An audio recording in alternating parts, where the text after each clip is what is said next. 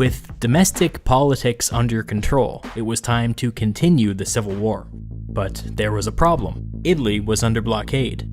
The land route through Illyricum passed through a mountain range, which was controlled by the Pompeians, so going that way wasn't really an option. Caesar needed to figure out how to break the blockade. There was another problem. Caesar had just enough ships to transport half of his army at a time. This meant that he didn't just need to break the blockade once, he had to break it 3 times. Greece, Italy, then Greece again. To make matters worse, Caesar's old enemy Bibulus was in charge of the blockade. There was no way this dude was going to back down. The Caesarians were just going to have to go for it. Caesar officially became consul on January 1st of the year 48. 3 days later, he set sail. It had been almost exactly 1 year since he crossed the Rubicon. Bibulus was not prepared for a winter crossing, and for good reason. Winter crossings were extremely dangerous. At this point in the year, Bibulus had most of his ships safely in harbor. But Caesar knew something that Bibulus didn't. This wasn't a winter crossing. This was an autumn crossing. The Roman calendar drifted every year, and it was somebody's job to come along every once in a while and manually fix it. Whose job was this? The Pontifex Maximus. Who was the Pontifex Maximus? Julius Caesar. Why hadn't he fixed it? He'd been out of the country for a decade. At this point, the calendar was so broken that it said early January, but it felt more like early October. Bibulus was acting like it was January. Caesar was acting like it was October. It's dangerous to sail in October, but not impossible. Caesar took that risk.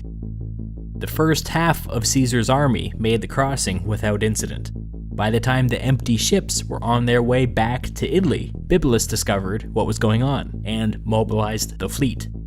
Most of Caesar's ships were able to make it back just in time for Bibulus's blockade to snap shut behind them.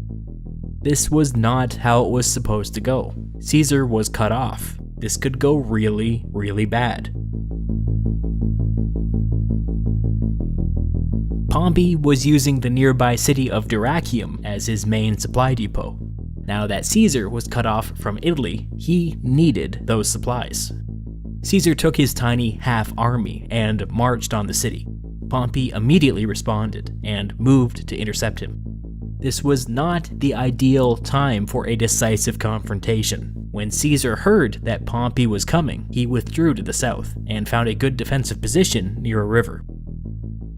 In time, Pompey's army showed up and encamped on the opposite side of the river. Pompey didn't want to attack a defensive position, and Caesar didn't want to give up a defensive position, so the two armies just stared at each other. Everybody knew that the stranded Caesarians would run out of food eventually. Their only hope was for the reinforcements from Italy to show up before that happened. The Caesarians in Italy made several attempts at a crossing, but were turned back every time.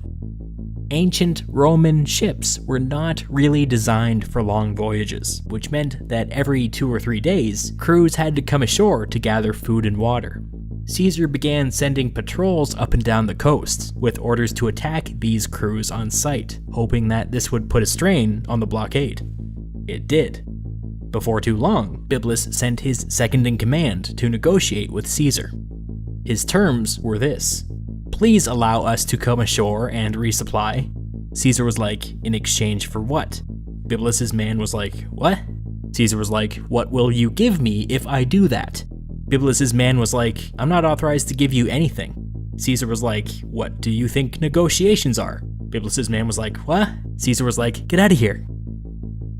And then Bibulus dropped dead, entering the history books as the patron saint of idiotic politicians.